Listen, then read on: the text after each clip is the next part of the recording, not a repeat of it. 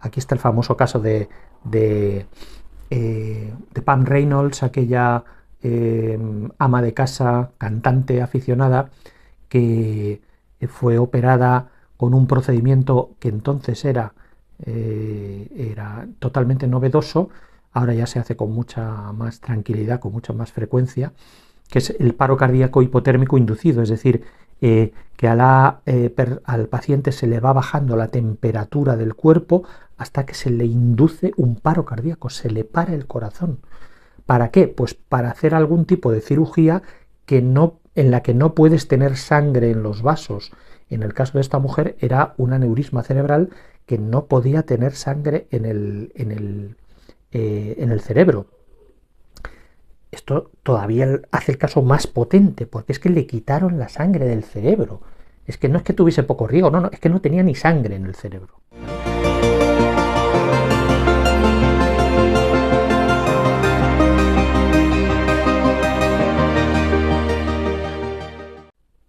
Hola, soy Alejandro Agudo y como parte de esta sección del canal dedicada a comentar libros importantes, vamos a hablar hoy un ratito de este libro que efectivamente yo creo que es importante, El Yo no muere, de Titus Rivas, Annie Dirven y Rudolf Smith. Este es un libro editado por la International Association for Near Death Studies. No se vende en librerías, se vende en Amazon. Salió en el 2016 la versión inicial en holandés, luego salió la versión en inglés y luego la tradujimos un compañero argentino mío, Eduardo Jorge Fulco, y yo la tradujimos al español. Y la primera edición, que salió en 2019, y la segunda edición va a salir ahora en abril del 2024, con nuevos casos, hasta 128 casos de experiencias cercanas a la muerte. ¿Por qué es importante este libro? Primero, ¿en qué consiste este libro del Yo no muere? Bueno, este libro es una recopilación en la segunda edición, 128 casos de experiencias cercanas a la muerte que han salido en multitud de libros, distintas fuentes, artículos científicos, incluso fuentes de internet fiables, entrevistas con pacientes, médicos, etc. Pero no es una recopilación cualquiera, porque recopilaciones hay algunos libros ya muy interesantes y muy bien hechos, incluso más fáciles de leer que este libro, ¿no? ¿Qué es lo que tiene de especial? Bueno, pues estos casos que aparecen aquí son casos en los que se cumplen dos condiciones. La primera es que durante la experiencia cercana a la muerte haya habido una percepción objetiva, es decir, que la persona que está viviendo la experiencia, o bien en la experiencia extracorporal, o bien en la fase trascendental de la experiencia cercana a la muerte, ha visto algún detalle concreto, no simplemente que ha visto una luz, que ha visto hasta con los seres fallecidos y todas estas cosas, sino que ha visto, por ejemplo, en la experiencia extracorporal, pues que en la sala de urgencias donde estaba, pues a alguien se le cayó algo, o alguien dijo no sé qué cosa, o en la sala de al lado pasó tal detalle concreto, etcétera. Un detalle concreto. Y la segunda opción, el segundo requerimiento para entrar en este libro, digamos, es que haya una tercera persona, un testigo, que corrobore después que esa percepción concreta realmente ocurrió. Es como si fuese un juicio, ¿no? En un juicio, pues los testigos verifican que realmente esto ocurrió. Bueno, pues si se cumplen estas dos características en la ECM, es decir, que haya una tercera persona que corrobore esta percepción objetiva, entonces este caso se recoge aquí. ¿Por qué? Pues porque se supone que estos casos son los casos más potentes desde un punto de vista de verificación de las experiencias cercanas a la muerte. Esto evidentemente no quiere decir que las experiencias que no tienen estos dos requisitos no sean importantes, no sean verdad, no sean... por supuesto que lo son y en principio requieren toda nuestra atención y todo nuestro interés. Pero es verdad que son menos verificables objetivamente, ¿de acuerdo?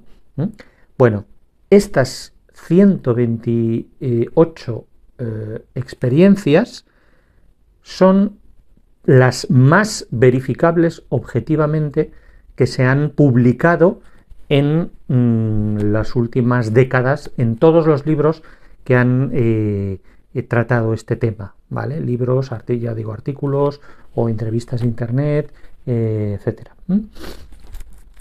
Fijaros que además tiene un subtítulo que se llama Fenómenos paranormales verificados durante experiencias cercanas a la muerte. Esto de paranormales parece que nos echa un poco para atrás, pero hablando con Titus Rivas, uno de los autores, es filósofo y psicólogo, pues él me decía, a ver, él también es un buen parapsicólogo, Titus, y ha publicado montones de artículos, y él me decía, a ver, es que realmente el hecho de que son paranormales es lo esencial. Paranormal significa al lado de lo normal o fuera de lo normal.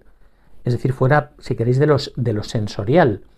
Es decir, lo importante es que son percepciones que no son normales, que la persona que está en un paro cardíaco o está bajo anestesia general o está con los sentidos no puede ver lo que tiene alrededor y menos puede ver lo que hay en una habitación al lado, o no puede conocer determinada cosa concreta que ha pasado en otro sitio.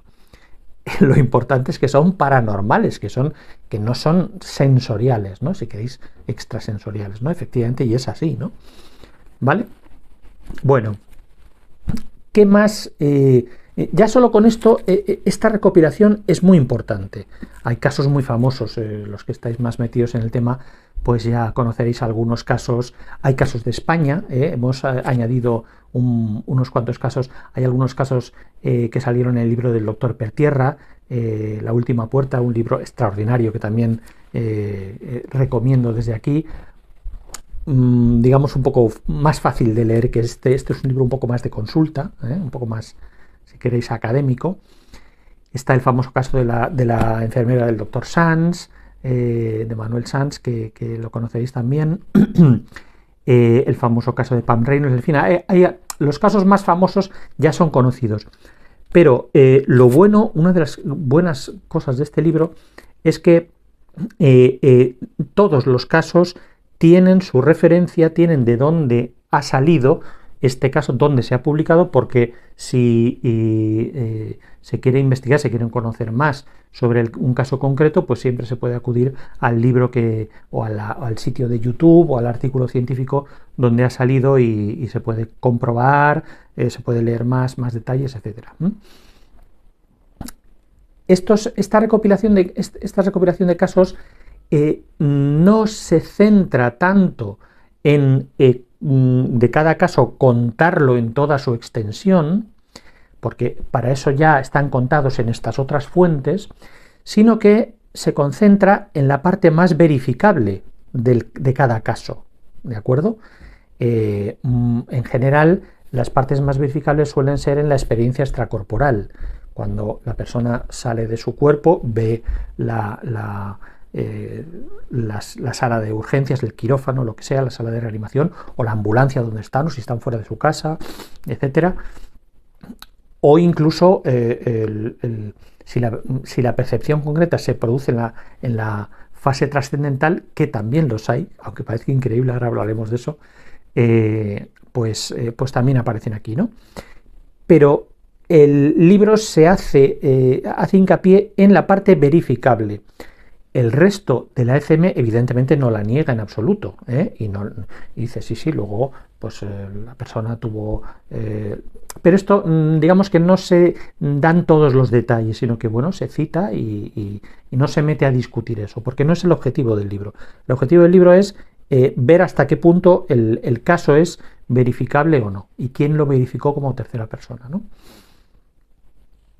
Otra cosa muy buena de este libro, que también lo hace un libro muy especial, es que los autores, cuando han podido, han intentado, y muchas veces lo han conseguido, ponerse en contacto con los protagonistas, tanto el paciente que ha vivido la experiencia como sobre todo los testigos, que normalmente son personal sanitario, el médico que estaba haciendo la operación, o el médico que le estuvo reanimando, o la tercera persona que si era un familiar o algo así, se ponen en contacto, se han puesto en contacto con ellos por email, y aquí lo cuentan, y como les respondió, como corroboró, le preguntaron alguna cosa más, etcétera. Es decir, que estos han hecho una labor de investigación, pues bueno, que normalmente no se hace, ¿eh? Estos, pues cuando han podido, no es con todos los casos ni mucho menos, pero cuando han podido lo han intentado y lo han conseguido.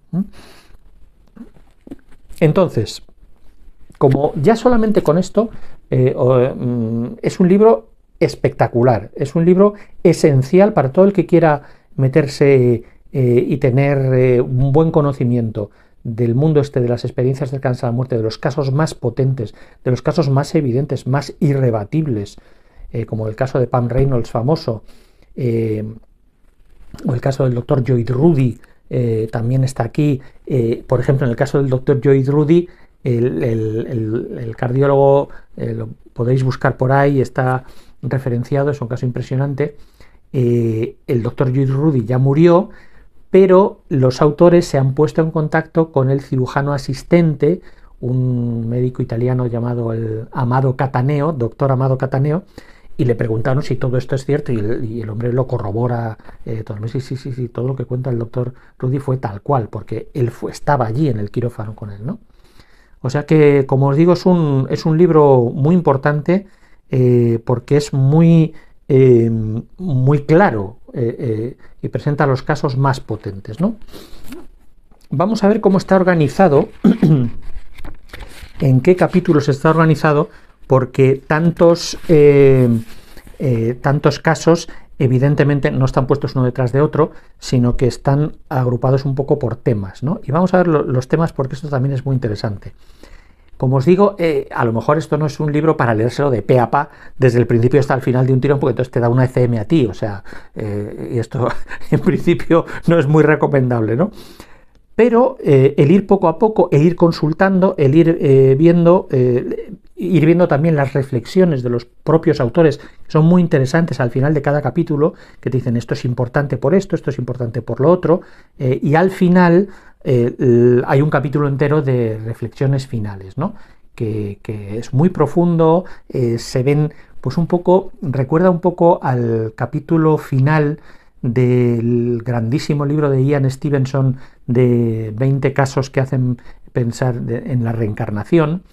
Y Stevenson tiene ahí un capítulo final extraordinario donde, después de ver todos los casos, hace un repaso de todas las posibles explicaciones, empezando por el fraude, y por qué eso puede ser probable o no puede ser probable, y entonces va viendo todas, y va descartando, y al final concluye razonadamente que la explicación más probable es la reencarnación. Bueno, pues este último capítulo, penúltimo, que es el 10, que se llama Observaciones Generales, es un poco de ese estilo, es decir, va analizando todas las posibles interpretaciones que se han dado de estos casos y te va diciendo cómo suelen fallar en determinados puntos, ¿no? Pero bueno, antes de llegar a este último capítulo, vamos a ver cómo están estructurados estos 128 casos de ECMs verificadas, por así decirlo, ¿vale? El primer capítulo se llama Percepción verídica extrasensorial del entorno inmediato. Esto significa que la persona ha percibido algo concreto del entorno inmediato en el que está su cuerpo, pues cuando sea la sala de reanimación, sea su casa, sea lo que sea, ¿no? Es decir, que ha visto algo que ha ocurrido pues en esa sala, algo concreto que luego, como digo, se ha verificado. Estos son 19 casos, ya para empezar. Aquí hay algunos casos españoles, algunos casos del doctor Pertierra, etc. El segundo, percepción verídica extrasensorial de eventos más allá del alcance de los sentidos físicos. Aquí hay 20 casos. Es decir, que la persona, durante su ECM, no es que haya visto algo de la sala de reanimación, que alguno diría, pues yo qué sé, lo habría oído o se lo ha imaginado o se ha despertado en un momento. Esto no es así, porque se ve en qué estado está con anestesia general o lo que sea, ¿no? Bueno, ni siquiera es eso, es que la persona ha visto algo que estaba en la habitación de al lado, o que estaba más allá, o que estaba fuera del edificio del hospital, o que estaba en la azotea, o que estaba en el piso de arriba, o que estaba en otra ciudad. Hay un caso tremendo de un enfermero que estuvo en coma en Wisconsin, que está al norte de los Estados Unidos, y tenía una casa en Florida, al sur de Estados Unidos. Y entonces, durante la experiencia extracorporal, en un momento determinado, decide, ay, voy a ir a casa, o va a su casa de Florida en algún momento determinado. Y entonces ve una serie de cosas concretas que luego, cuando vuelve y se despierta, se lo dice a su mujer, que estaba allí con él. La mujer dice, bueno, pues habrá sido un sueño, pues habrá no sé qué tal. Y cuando van a la casa de Florida, se encuentran pues que había allí unas revistas danesas de muebles, que nadie había pedido, una cosa muy concreta, muy extraña, y dice, sí, allí estaban. Es decir, verificación por parte de la mujer y por parte de él de que aquello había sido verídico a 2.500 kilómetros de distancia. Fuera, más allá del alcance de los sentidos físicos. Aquí está también el caso en la segunda edición estará el caso del doctor Sands, de la enfermera del doctor Sands, que vio cosas en la habitación de al lado y en la habitación de más allá, que era los quirófanos de urgencias, y dijo cosas concretas. Casos ocurridos en España también. Tercer capítulo. Este capítulo tiene 42 casos, ni más ni menos, y es el más importante. Porque, vamos, todos son importantes, pero es que este es fundamental. Se llama Consciencia y percepción extrasensorial verídica durante paro cardíaco y estados clínicos supuestamente incompatibles con la consciencia. ¿Por qué es importante? Pues porque se sabe que durante el paro cardíaco el flujo cerebral se detiene, incluso la reanimación cardiopulmonar te da un porcentaje de flujo mínimo que no te vale para tener una conciencia, y menos una conciencia lúcida como la que se tiene en las ECMs, que la gente dice que está más consciente que nunca y recuerda más cosas que nunca y percibe mejor que nunca, etc. Bueno, pues la RCP te da un mínimo flujo cardíaco, un flujo cerebral, que es lo suficiente como para que no se te vayan muriendo las neuronas y hasta que llega la desfibrilación, etcétera, ¿vale? Entonces, el que estas percepciones hayan sido durante el paro cardíaco es muy importante, porque no hay ninguna explicación fisiológica que te permita justificar estas percepciones bajo ningún concepto. Ni siquiera el oído, ninguno de los sentidos está disponible, digamos, ¿vale? Bueno, 42 casos, ni más ni menos, en este capítulo del paro cardíaco. Aquí está el famoso caso de Pam Reynolds, aquella ama de casa, cantante aficionada, que fue operada con un procedimiento que entonces era totalmente novedoso. Ahora ya se hace con mucha más tranquilidad, con mucha más frecuencia, que es el paro cardíaco hipotérmico inducido, es decir, que al paciente se le va bajando la temperatura del cuerpo hasta que se le induce un paro cardíaco, se le para el corazón. ¿Para qué? Pues para hacer algún tipo de cirugía en la que no puedes tener sangre en los vasos. En el caso de esta mujer era un aneurisma cerebral que no podía tener sangre en el cerebro. Esto todavía hace el caso más potente, porque es que le quitaron la sangre del cerebro. Es que no es que tuviese poco riego, no, es que no tenía ni sangre en el cerebro, ¿vale? Sí. Y, por supuesto, toda la intervención, ese estado lo mantienen no mucho tiempo, unos 45 minutos, fue lo que duró la intervención, precisamente para que los tejidos no se vayan muriendo. Por eso también está la bajada de temperatura. Y cuando ya está hecha la cirugía, se vuelve a empezar, se empieza de nuevo a meter la sangre, se empieza a calentar la sangre, se empieza a calentar el cuerpo, se empieza a subir y cuando está a unos 27 grados se le desfibrila y como que se rearranca el corazón y todo el metabolismo de la persona, ¿no? Bueno, pues esta operación entonces era casi pionera, salió bien, esta persona se recuperó bien y contó una ECM espectacular. Probablemente es de los casos más incuestionables y más potentes que hay de experiencias cercanas a la muerte, porque es un caso que es en el que la paciente estuvo monitorizada desde el principio hasta el fin, viendo que en ningún momento, desde luego, como se ha dicho después en algún caso, no, es que debió despertarse, no despertarse nada, estaba monitorizada continuamente, absolutamente. De hecho, en este caso, los autores se han puesto en contacto con el anestesista que estaba monitorizando y le preguntan, y por supuesto ni se despertó ni nada, pero que era imposible que se despertase. Pero es que aunque se hubiese despertado, tenía unos auriculares que emitían un sonido fortísimo precisamente para ver si había respuesta en el cerebro. Es decir, no hay por dónde pillarlo. Este caso realmente no hay por dónde pillarlo, ¿no?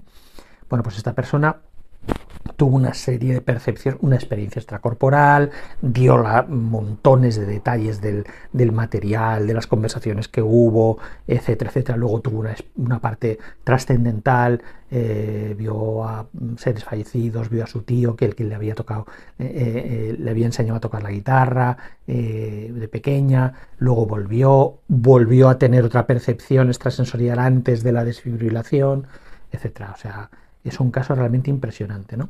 Pues aquí está, es uno de los casos del capítulo 3. También en el capítulo 3 está el caso de Joy Rudy, que hemos comentado hace un rato. Capítulo 4, telepatía. ¿Qué es esto de la telepatía? Sabemos lo que es la telepatía, pero ¿por qué está esto aquí? Pues porque hay un grupo de casos, aquí hay 6 casos, en los que durante la ECM la persona, el paciente, es capaz de percibir pensamientos que tienen personas, a veces son los propios médicos, los propios sanitarios, que están cerca y que están interviniendo en la operación. Hay unos cuantos casos, hay 6 casos aquí y son realmente llamativos. Yo conozco alguno más. Lo que pasa es que no hay terceras personas para atestiguarlo, pero sí es un fenómeno curioso este de la telepatía, que te da idea del nivel de conexión que tienen estas personas cuando están en ese estado, como que se diluyen sus fronteras y se expanden y notan pues las sensaciones de todos y hasta los pensamientos. Aquí está el famoso caso de George Rodonaya, que tenéis que leerlo porque es realmente impresionante. Es el caso que yo conozco de mayor duración entre la muerte clínica, el diagnóstico de muerte clínica y la recuperación de la persona. Este es un caso tremendo de un médico ruso que murió un viernes, le llevaron colegas suyos, le declararon muerto y el viernes tarde, ya por la tarde, tarde-noche, pues dudaron si empezar a hacer la autopsia o no. Y decidieron que no y entonces guardaron al cadáver en el depósito de cadáveres refrigerado, etcétera, y lo dejaron el fin de semana. Y cuando volvieron el lunes por la mañana, dije, venga, vamos a hacer la autopsia. Lo sacaron y cuando iban a empezar a cortar, ¡paf! De repente abre los ojos aquí el amigo George Rodonaya y entonces estos, claro, se quedan a cuadros y se lo llevaron enseguida, lo intentaron recuperar, estuvo muchísimo tiempo en la UCI, salió con muchísimas secuelas, o sea, estaba el tío fatal. Pero salió y consiguió vivir. Y contó una ECM larguísima, llena de percepciones concretas, algunas increíbles, y una de las percepciones es esta, que fue a ver a su mujer y su mujer estaba bueno, pues pensando una serie de cosas. No os voy a hacer spoiler, lo tenéis que leer porque hasta tiene su humor el asunto. Nino Rodonaya se llamaba ella, y entonces él, cuando volvió, le dije, vi que estabas en tal sitio y que estabas pensando esto. La mujer se pilló un enfado gigantesco que lo cuenta ella, que esta es la tercera persona. En este caso, los autores se pusieron en contacto con Nino Rodonaya, con la mujer, y le preguntaron todas las cosas, y entonces la mujer dice, sí, me dijo esto, y además es verdad que yo estaba pensando esto, y además me enfadé y tal. Bueno, no os hago más spoiler en el capítulo este de telepatía, ¿vale? Bueno, capítulo quinto, comunicación después de la muerte con personas no conocidas antes de la ECM. Estos son esos casos, fijaros que hasta ahora digamos que hemos visto casos en los que las percepciones concretas han ocurrido en lo que digamos que es la parte terrenal, entre comillas, de la experiencia cercana a la muerte, generalmente la parte extracorporal, la experiencia extracorporal. Pero es que también hay casos en los que hay conocimientos, percepciones, adquisiciones de información, si queréis llamarlo así, de estas personas durante la fase trascendental. Es decir, cuando han pasado el túnel, están en la luz, están encontrándose con familiares fallecidos, etc. Y estos son ese tipo de casos, que vamos a ver por qué son. Comunicaciones después de la muerte con personas no conocidas antes de la ECM. Habréis oído seguramente algún caso. Raymond Moody ya tenía algún caso en Vida después de la vida, en el año 75.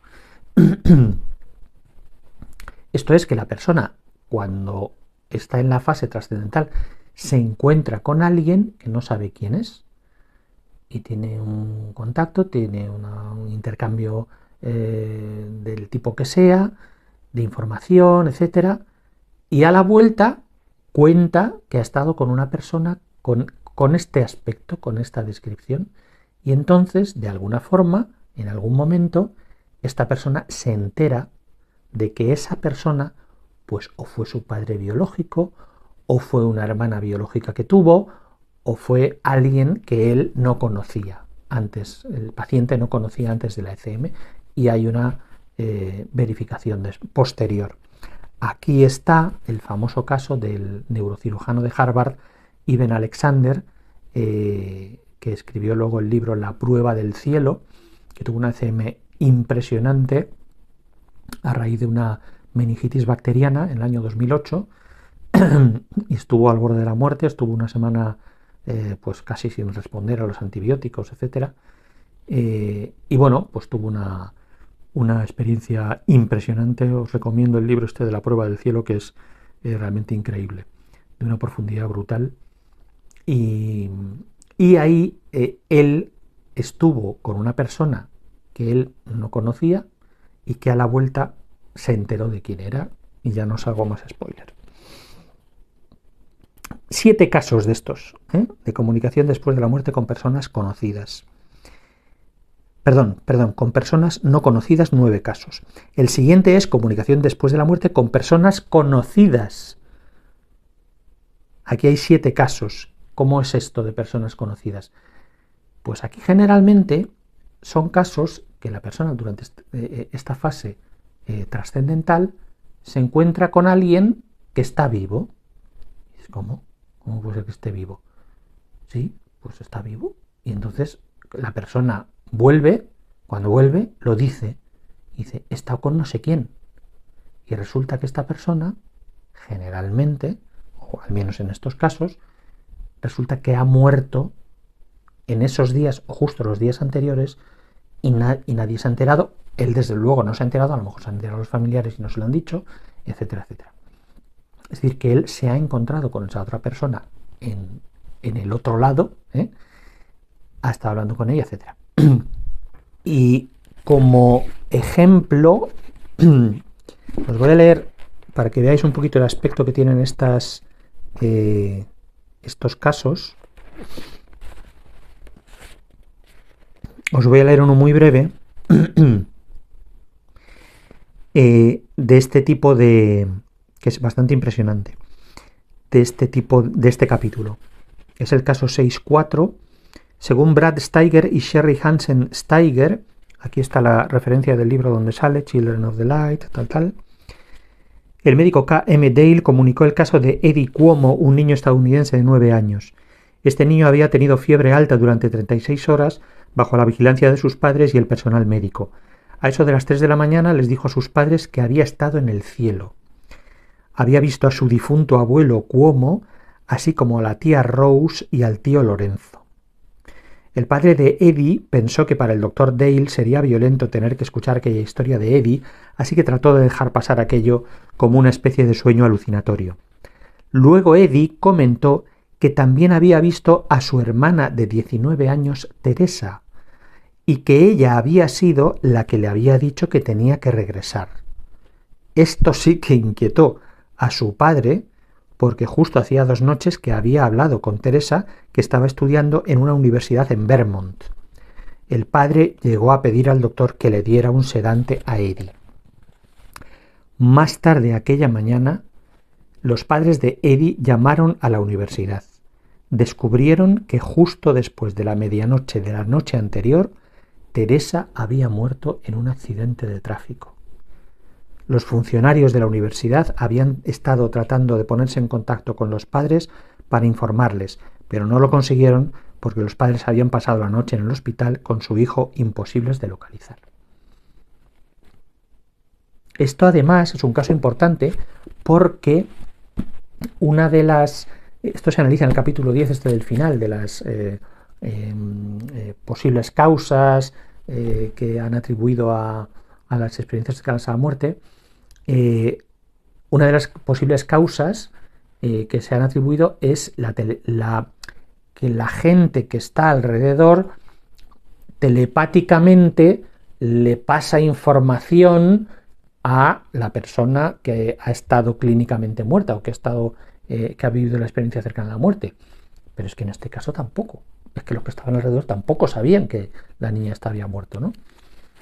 Es un caso un poco terrible, ¿no?, para la familia, pero es un caso muy ilustrativo de percepción concreta que esta chica había muerto y verificada por terceros y que no tiene una explicación, ni siquiera una explicación telepática, que eso ya estás admitiendo, digamos, un componente paranormal, pues ni siquiera.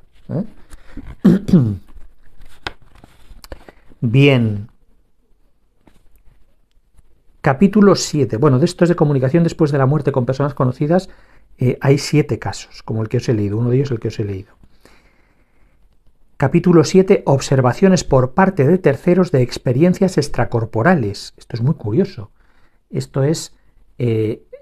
son 8 casos de personas que están o bien en las proximidades, digamos, de donde está la persona que está viviendo la ECM, o bien en otro sitio, y ven a la persona, a veces fugazmente, a veces medio transparente, a veces pues como si fuese una persona normal, con un aspecto normal, ven a la persona que está teniendo la ECM, es decir, que está teniendo una experiencia extracorporal, que está aquí y esta otra persona la ve o ve su espíritu o ve lo que sea, pero ahí hay una corroboración externa de una persona, de una tercera persona.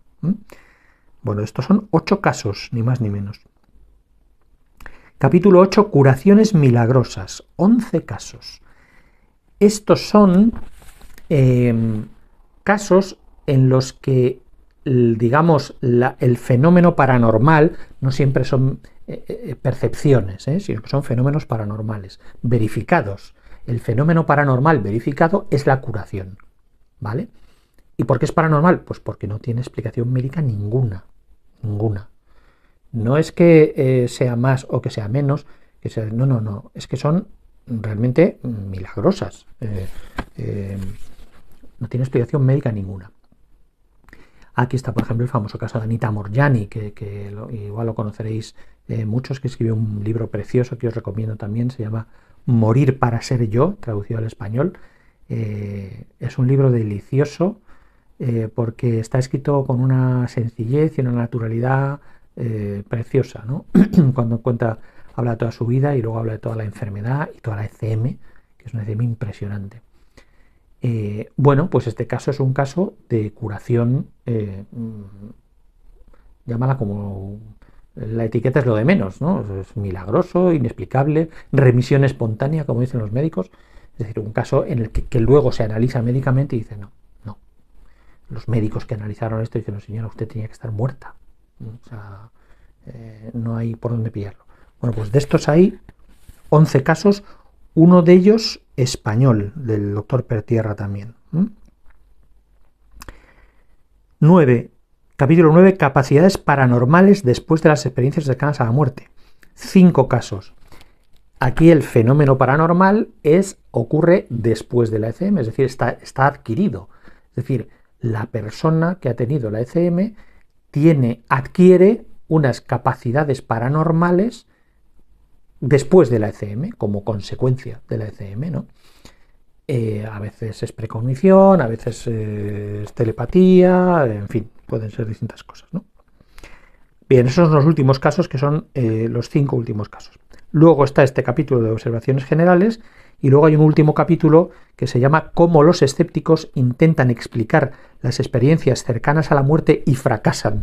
Este es un capítulo que está escrito por el tercero de los autores, Rudolf Schmidt, y está muy bien, es muy interesante porque te cuenta un poco todos los rifirrafes y todas las discusiones y argumentaciones, a veces en buen tono y a veces en peor tono, entre pues distintos académicos con el tema este de las experiencias cercanas a la muerte, si son explicables, no son explicables, etc. Está interesante también.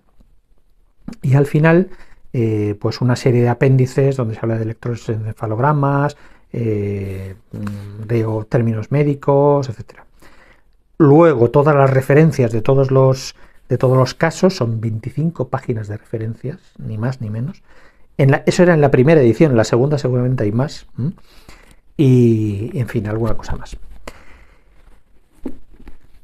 En fin, este libro es realmente importante, realmente importante. Es un libro un poco de consulta, si queréis, pero yo creo que es un antes y un después en la literatura de las experiencias cercanas a la muerte, porque realmente con este libro en la mano es muy difícil argumentar que todas estas experiencias son producto de las alucinaciones de un cerebro moribundo, los fármacos, etcétera, etcétera, etcétera. No, aquí tenemos por lo menos aquí recogidos 127 casos, 128 casos de experiencias verificadas por terceros que en un juicio saldrían adelante. En el caso de las experiencias cercanas a la muerte saldrían adelante. Así que os invito a haceros con él, a disfrutarlo, a tenerlo en casa. El Yo no muere, ya os digo, la segunda edición saldrá pues a lo largo de este año, seguramente en abril de este año 2024, y realmente es un libro que para cualquiera que esté interesado profundamente en las experiencias cercanas a la muerte conviene tenerlo cerca porque es una fuente de información impresionante. Pues nada más, muchísimas gracias por la atención y nos vemos en otro momento.